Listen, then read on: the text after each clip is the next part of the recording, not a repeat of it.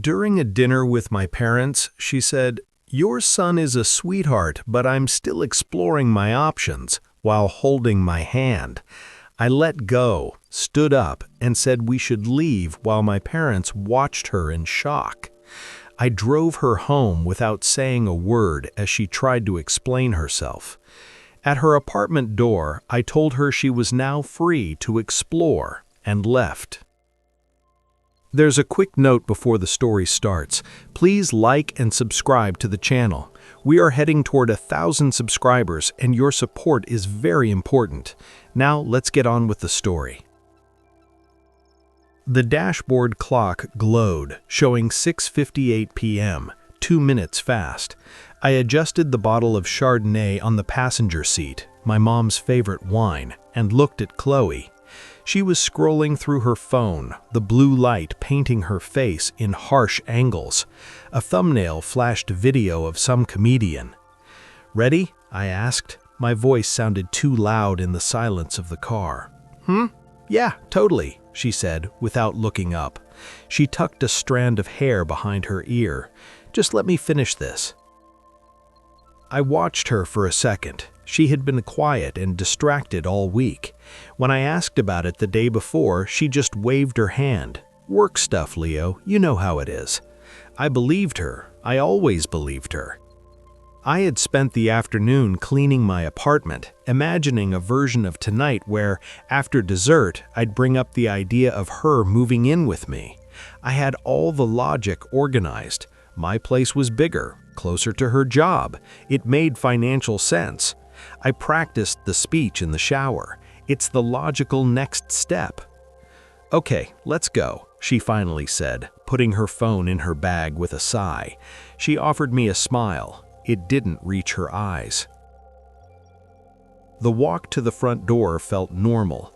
My childhood home had the same smell it always did: lemon furniture polish, pot roast cooking slowly, and the comforting scent of old books. My mom, Linda, wrapped me in a hug. Then she held Chloe at arm's length. "You look beautiful, dear. That color looks great on you." "Thank you, Linda," Chloe said, switching on her social charm. She handed over the wine.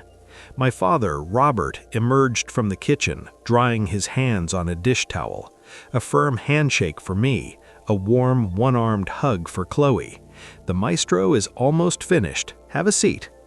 We settled into the living room. The good glasses were on the table. Sinatra played softly on the old stereo. It was a scene out of my dreams for a stable future. Chloe sat close to me on the sofa, her leg pressed against mine. I felt my initial anxiety loosen. See, everything was fine. Dinner was my father's famous roast, carrots and potatoes cooked to perfection. The conversation flowed easily at a relaxed pace. My father asked about the new software implementation at my company. My mother asked Chloe about the big charity gala she was helping to organize. "It's going to be incredible," Chloe said, gesturing. "We have a silent auction item that's an Aspen ski weekend. I'm one step away from stealing it for myself." She laughed, and my parents laughed with her. She was glowing, the center of gravity at the table. I just watched, content to orbit around her. Then my mother poured more wine and asked the question I had been waiting for. "So, you two," she began with warm curiosity, "we don't like to pry, but are there any big plans on the horizon? You seem so well established." That was the cue. My heart gave a little leap. I felt Chloe's hand find mine under the table, her fingers cold. I took it as a sign, a squeeze of solidarity. I opened my mouth to start my rehearsed, logical speech, but Chloe spoke first. She leaned slightly forward, her voice taking on a confidential, almost philosophical tone. "You know, Linda, that's a great question." She paused, looking from my mother to my father, then at our joined hands on the tablecloth. She gave my hand a condescending pat. He's the sweetest man I've ever met. Truly, so kind, so stable." She said stable as if it were a harmless medical condition. "He's like a perfect, cozy fireplace." I felt a chill start in my stomach. She continued, her gaze now wandering to the window, as if seeing a more exciting world outside. "But I'm at a point in my life where I need to be sure of everything. I'm young, or close to it." She let out a little laugh that sounded like breaking glass. "I feel like I owe it to myself to keep exploring my options. You understand, right?" The world didn't break apart. It didn't go dark. It became hyper-focused, crystal clear in its cruelty. I saw a grain of paprika on the tablecloth near my plate. I saw my mother's smile slowly wither, horrified. I saw my father's fork freeze halfway to his mouth. I felt the weight of Chloe's hand on mine, dead, heavy, exploring my options. The words hung in the air, mixed with the smell of roast and gravy. She had just told my parents, the two people who loved me most in the world, that their son was temporary, a comfortable fireplace while she looked for a destructive wildfire. A deep silence swallowed the room. The only sound was Frank Sinatra playing in the distance. I looked at her hands. Her thin, well-manicured fingers rested on mine, which were wider and calloused, a public display of affection that in that second was the most violent act of disrespect I had ever experienced. Calmly, without saying a word, I pulled my hand out from under hers. The sound of the chair legs scraping against the hardwood floor was like a gunshot in the silence. I stood up. My movements felt mechanical, precise. I looked at my parents. My mother's eyes were wide, glistening. My father's face was a mask of stone, his jaw set. "We should go," I said. My voice was flat, strange even to me. No anger, no trembling. It was just a statement. I walked around the table and pulled out Chloe's chair. She stared at me, her confident expression finally breaking into confusion. "Leah, what are you—" "We're leaving," I repeated, without looking at her. I looked at my father. He gave a minimal, almost imperceptible nod, a gesture of understanding, of shared dignity. I guided Chloe, now stunned and silent, out of her chair. I grabbed her bag from the sideboard. I didn't look at my mother. I couldn't. "Thank you for dinner," I said to the space between them. "It was excellent." And then I led the ghost of my relationship out of my parents' house, leaving the rubble of the future I imagined cooling on the dining table. The cold night air hit us like a slap. Chloe finally found her voice. "Leo, stop! What was that? You're being ridiculous." I didn't answer. I unlocked the car, got into the driver's seat, and started the engine. She stood there for a moment before yanking open the passenger door and getting in. "Are you serious right now?" she demanded, her confusion quickly turning to anger.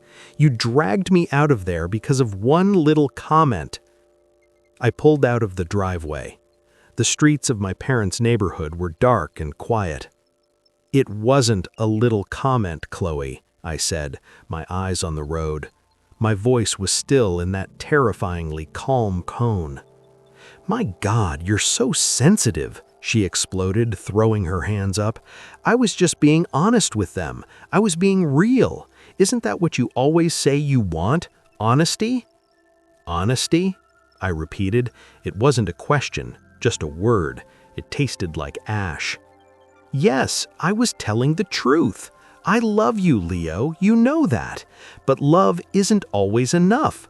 There's a whole world out there. I have needs, I have curiosities. Is it a crime to want to be sure?" I signaled to turn. The click of the blinker was the loudest sound in the world. "So I'm an experiment?" I said. It wasn't an accusation, it was a conclusion. "No, don't put words in my mouth. You're my foundation. But even foundations need to be inspected." "Right, to see if they can hold up whatever is going to be built on top." The metaphor was so selfish, it almost broke through my apathy. Almost. I gripped the steering wheel. "You humiliated me in front of my parents. You reduced 2 years of my life to a test." She denied it.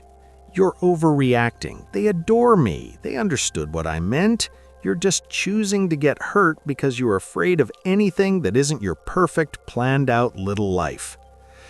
The floodgates opened for 20 minutes. She talked non-stop. Her words were a whirlwind of justification, self-pity, and veiled insults disguised as concern. You're interpreting it wrong. I just meant I need to grow as a person, and you're already so settled. It's not you. It's me wanting to live more before I settle down. Don't you see how healthy that is? This is modern dating. You're so sweet, Leo, but sweetness can be passive. I drove. I didn't look at her. I didn't interrupt. I just absorbed the onslaught, letting each word solidify the ice in my chest. This was who she was. It's who she had always been. I was just too comfortable near the fireplace to feel the draft. We reached her building. I pulled into a visitor spot and put the car in neutral. The engine stayed running. Silence returned, heavier, saturated with her rhetoric. She looked at me, waiting for a reaction, a fight, tears, pleas, anything she could use, twist or dominate. I unbuckled my seatbelt, got out of the car, walked around and opened her door. One last automatic act of courtesy. She stepped out of the car, searching my face. "Leo, talk to me, please."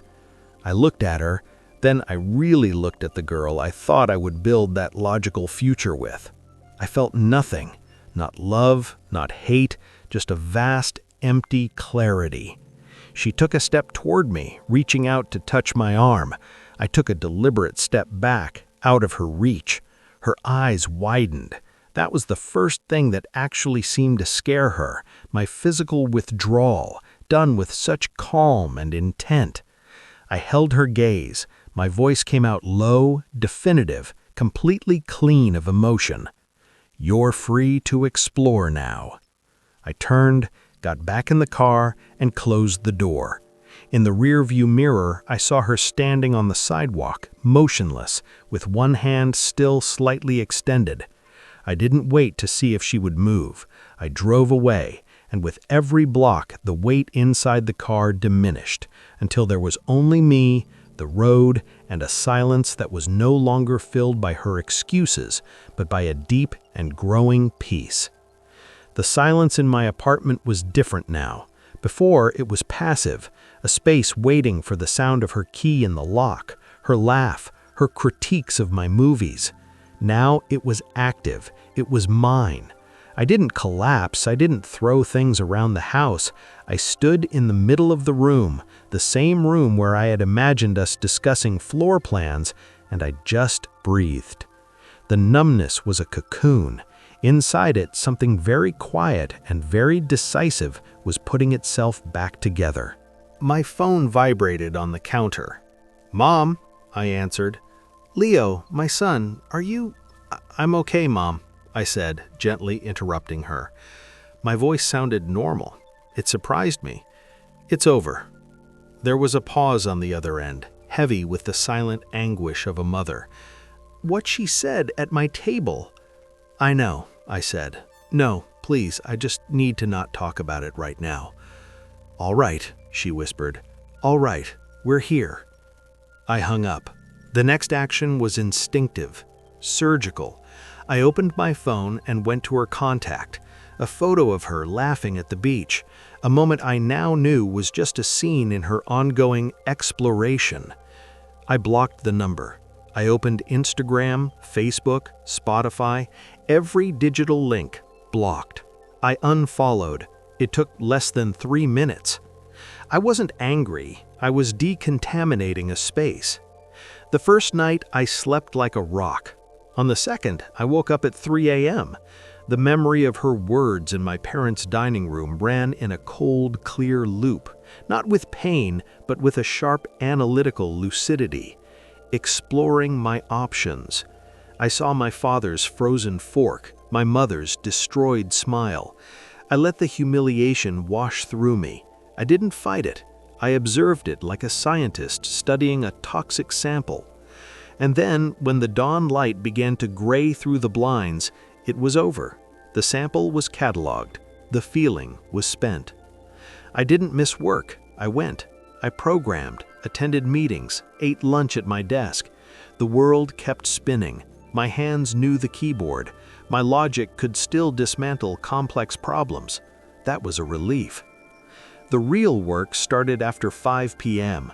I joined a gym, not the one I casually visited before, but a serious, no-nonsense place with heavy bags and free weight racks. I didn't know what I was doing. I hired a trainer for 3 sessions just to learn the correct form. The first time I lifted a weight that felt impossible, muscles burning, vision blurring, I thought of her patting my hand, sweet, stable.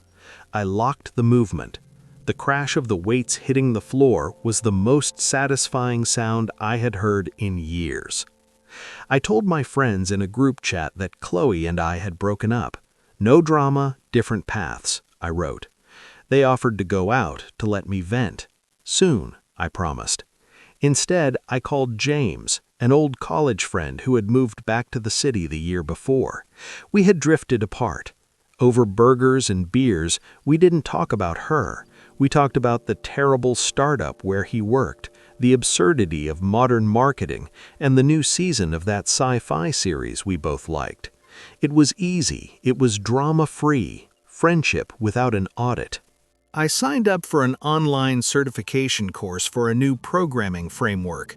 It was something I had been putting off for a year, saying I was too busy.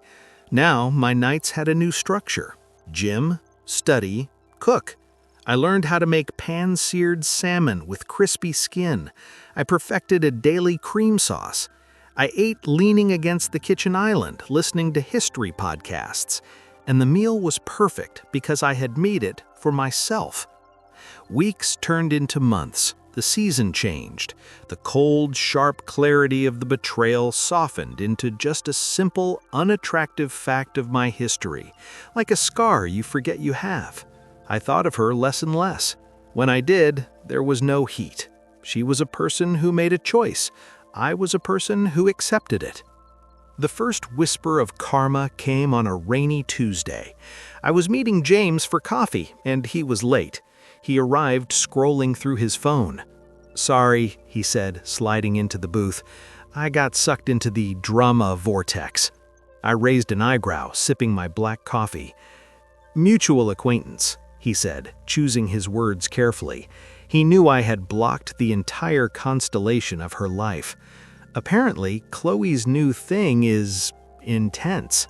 I said nothing. I didn't ask. My silence was an open door he could walk through or not. He sighed.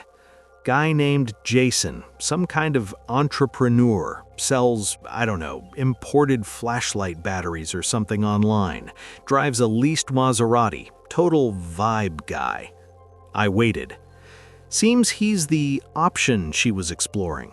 James kept watching me. "From what I hear, it's a roller coaster. One week they're in Vegas, the next she's crying at brunch because he doesn't like labels. Her friends are exhausted." I felt a distant, faint ripple. It wasn't satisfaction at her misfortune. It was a more specific recognition. The unstable, flashy wildfire she traded the cozy fireplace for was predictably burning everything around it. It was the logical result of her search for something that wasn't sweet. I said at last. "That's all." James laughed. Indeed." I looked out the window, rain streaking the glass. She wanted excitement. It sounds like she found it. James shook his head, a slow smile forming. "You're different, man." "I am." The old Leo would have been worried. He would have asked 5 more questions just to make sure she was okay. The old Leo. He was right. That man had died politely at a dining table months ago. "I'm not responsible for her choices," I said. And it was the simplest, truest thing I had said in a long time. I changed the subject to James's job search. The ripple dissipated. The lake was still. The seasons turned again. A year had passed. The certification was on my LinkedIn. My salary had increased. My body had changed. Not into a bodybuilder's, but into something firmer, more capable. The silence in my apartment was now a companion, not an empty space. Karma didn't arrive with a bang. It seeped through the cracks, reported not by her, but by the residual echoes of our once shared world. I saw Mia, her best friend, at a market. I turned my cart down the cereal aisle to avoid her, but she saw me. There was a tense tiredness around her eyes. She gave a small, awkward wave. I nodded back, a neutral acknowledgement, and moved on. A month later, James told me that Mia and Chloe had a massive fight and weren't speaking anymore. The reason was Jason. Glimpses on social media, seen through the reluctant windows of friends who hadn't been blocked, told a silent story. The luxury dinners and club photos stopped. The posts became rare, then erratic. A quote about betrayal, a blurry photo of a glass of wine at home, then nothing for weeks. The final report came from the most reliable source, public, cold, objective data. Late one night, waiting for a code to compile, I did something I hadn't allowed myself before. I looked up Jason's company. It was easy to find. A flashy website full of stock photos and words like disruptive and synergy. A few clicks deeper, past the facade, into the state records. His LLC had been dissolved 6 months earlier for failure to pay fees. A comment on a local business forum dated last week. Scammer, took orders, never delivered. Avoid. So the wildfire had consumed its own fuel and gone out. It wasn't satisfying or sad. It was a fact as neutral as the weather. The option had been explored and proved insufficient. The first direct contact was a text message, an unsaved number on my phone, but an area code I knew. It arrived on a Sunday morning. I was reading, the warm sun on my back. Unknown number. Leo, it's Chloe. I know I probably shouldn't be texting you. I think I made a terrible mistake. Can we talk? The words sat on the screen. I felt nothing. No heart skip, no chest tightening. They were just pixels. I saw the 3 dots appear, then vanish. She was waiting. I put the phone face down on the table. I finished my chapter. I made another cup of coffee. I watched a bird build a nest in the tree outside my window. The phone vibrated again 2 hours later. Unknown number. Please. I picked up the phone. I didn't delete the messages. I opened the contact, created a new entry, named it Do Not Answer, saved the number, and then blocked it. The action felt hygienic. I wasn't ignoring her out of pain. I was filtering out a distraction, like an ad blocker. Her life now was hers to live with. My peace was mine to protect. The two things were no longer connected. The exploration was over, and I was no longer uncharted territory. I was my own sovereign nation with closed borders. The voicemail arrived a week later. I was reviewing plans for a deck I planned to build in my small yard, a tangible project for a tangible life. My phone lit up with the Do Not Answer ID. I let it go to voicemail. I finished measuring a beam span. Then I put it on speaker while I cleaned my tools. Her voice was thin, watery, stripped of its performative confidence. Leo, it's me. I know you probably hate me. I would. I just need you to know I'm sorry. I was scared. I was stupid and young, and I said the most horrible thing to the best person I've ever known. You were my home. I didn't know what I had until I set it on fire. Please, can you just call me back? I'm so lost. There was a wet sniffing sound, then a click. I saved the audio, not as a precious memory, but as a landmark, a reminder of the tonal shift, from the arrogant dismissal at my parents' table to this raw need. It was useful data. I archived it and moved on. The intervention from friends came next. Mia's name appeared on the screen. I almost let it ring, but cold, clinical curiosity won. Leo, she started, her voice heavy with a fake, bright sympathy. "Hi, how are you?" "I'm fine, Mia. How can I help you?" I kept the tone polite, impersonal, like a bank teller. A pause. She wasn't used to me setting the frame. Well, I'm calling because of Chloe, I assume. She's really not doing well, Leo. Like, really bad. That guy, Jason, he was a nightmare. Took her money, lied about everything. It was all a facade. She's completely destroyed. I'm aware he was unsuccessful, I said. Another pause. My lack of emotional output was messing with her script. Right. Well, she's suffering. She's alone.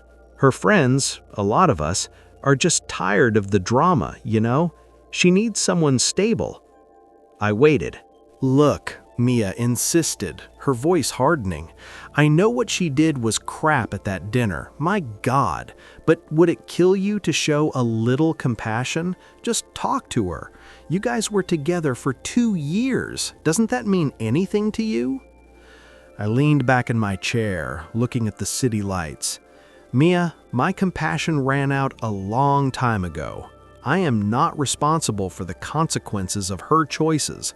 She's free to explore, remember? That freedom includes dealing with the results of the exploration." "That's cold, Leo." "It's factual," I corrected, my voice firm. "Anything else?" She hung up.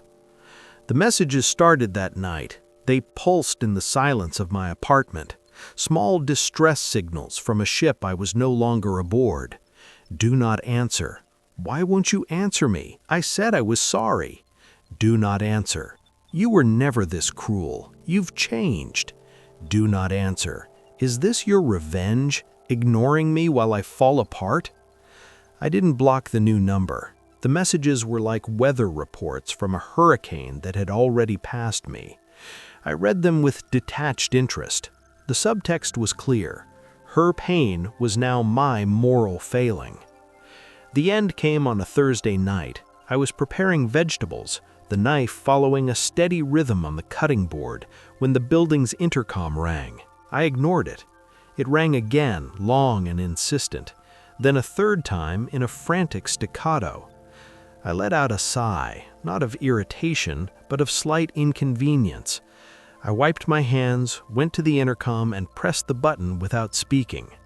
"Leo, it's me. I know you're there. Please, I need to see you." Her voice came out frayed, trembling through the cheap speaker. I said nothing. I let go of the button. The intercom screamed again, a long, desperate wail. I knew the neighbors would complain. The path of least resistance to my peace was a brief, firm interaction. I buzzed her in. I didn't open the apartment door all the way. I stood in the doorway, arms crossed, a barrier. She looked diminished, her clothes wrinkled, her eyeshadow smeared. The vibrant, evaluating energy was gone, replaced by a shaking need. "You don't answer my calls," she said, her voice accusatory. "No," I agreed. "Why? How can you just shut me out after everything?" She took a step forward. I didn't retreat, but my posture didn't give an inch. She stopped. "You asked for your freedom," I stated. "You have it." "This?" She made a vague gesture between us. "It's not my problem." "Not your problem?" A hysterical laugh escaped her. "I'm hurting, Leo. The man I left you for was a scammer. He's gone. My friends are gone. I have nothing." I remained silent, letting her words echo in the hallway. "Don't you see?" she pleaded, tears starting. "It was all a mistake. A huge, stupid mistake. You were right. You always were. Stable is good. Sweet is good. I was an idiot. I want to come home." The word home fell with weight. It meant my apartment, my life, the stability she had discarded in public. It wasn't an apology. It was a requisition. "This isn't your home," I said, my voice low and final. Her face contorted, then hardened. The tears dried, replaced by a flash of the old sense of frustrated entitlement. The raw need hadn't worked, so she switched tactics. "You were never this cold. What's wrong with you?" she snapped, her voice rising. "Did I break you that much? Is that it? Now you're just this empty, bitter shell? I said I was sorry. What more do you want from me?" There it was, the true colors, the anger that emerged when manipulation failed. She didn't feel remorse for what she did. She felt it for it not working out for her. She wanted me to offer absolution and shelter, and my refusal was a personal offense. I looked at her, this angry stranger unraveling in my hallway. I felt a deep, silent certainty. "I don't want anything from you, Chloe," I said, my voice completely flat. "Nothing." The simplicity of it deflated her. The anger drained away, leaving her small and confused. She opened her mouth, but no sound came out. "Goodbye," I said, not as a wish, but as a description. I closed the door. I heard a muffled sob, then the sound of her footsteps retreating down the hall. I went back to the kitchen, picked up the knife, and finished dicing the onion. The tears in my eyes were from the vegetable, nothing more. The Saturday morning light streamed through the high glass roof of the city's busy farmers market. The air smelled of fresh bread, roasted coffee, and rain-washed strawberries. I held a wicker basket in one hand and Sarah's hand in the other. Sarah was a landscape architect I met through a work project. She had a calm, solid energy and a smile that felt like a genuine discovery, not a performance. We had been dating for 4 months. It was easy. It was peaceful. It was reciprocal. We were debating the merits of heirloom tomatoes versus the perfectly round ones when I felt a gaze on me, a familiar, uncomfortable intensity. I looked up. Chloe was about 10 feet away, near a flower stall. She was holding an overpriced latte. She looked put together, but in a tense way, like a sheet pulled too tight. Her eyes were fixed on me. Then they went to Sarah, then to our joined hands. A complex calculation of loss and envy passed over her face before being tucked away. Sarah, noticing my shift, followed my gaze.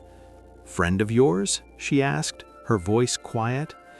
"Someone I used to know," I said, giving her hand a light squeeze. It was over, but Chloe was already crossing the space between us. She ignored Sarah completely, her eyes focused on me with a desperate determination. "Leo." "Hi, Chloe," I nodded. An awkward silence. The market swirled around us. Laughter, bargaining, the cry of a child. Can we just grab a coffee, talk as friends?" The words came out rushed, rehearsed, and fragile. Sarah politely examined a display of artisanal honey, giving an appearance of privacy without actually moving away. Her presence was a silent anchor. "No," I said. The word wasn't harsh, it was definitive, like saying the sky is blue. Her composure cracked at the edges. "Why? Why are you doing this? I said I was sorry. I've been sorry. I miss you. I miss us." I took a deep breath, the smell of earth and basil filling my lungs. I looked at her properly and felt only a distant, faint pity for the ghost she was chasing. "Chloe, no," I said, my voice calm and clear. "This is Sarah." I made a light gesture toward my side. Sarah offered a small, polite smile that didn't reach her eyes, a protective reflex. "We're in the middle of our day." Chloe's eyes finally went to Sarah, seeing her for the first time. The easy confidence, the lack of need, the way she stood with me, not leaning on me. A new wave of despair hit Chloe. "I just miss you," she repeated, the phrase now sounding hollow, a script without an audience. I looked at her, and in that moment, I reached the final and absolute form of moving on. I told the pure truth, unvarnished, not to hurt her, but because it was the only thing left in me related to her. "I don't think about you," I said. It wasn't a boast or a taunt. It was a report from the interior of my life. "I wish you well, Chloe, truly, but please don't contact me again." I turned my body slightly, a physical punctuation to the sentence. I looked at Sarah, and my entire posture changed. "You ready?" "Love," I said, my voice warming for the first time in that exchange. "The bakery stall with the sourdough is this way. I think we're getting close." Sarah's face lit up with a real smile. "Lead the way." We turned, walked, and blended back into the flow of the market, into the sunlight and the smell of bread. I didn't look back. I felt Sarah's hand squeeze mine, a silent question. "Everything's fine," I said, and I meant it in every sense. Everything was fine. I felt her gaze on my back for a few more seconds, a phantom weight, and then it vanished, dissolved into the noise and life of that perfect, present morning. There was no victory in it, no lingering pain. There was only the warm, solid reality of Sarah's hand in mine, the list in my basket, and the deep, quiet understanding that the past was finally, completely, just that, a closed chapter in a book I was no longer reading. I was free, and I had been for a very, very long time. Now, to help the channel, leave a like, subscribe, hit the bell, and share this story. Don't forget to comment your opinion and where you are watching from. Thank you very much for making it this far.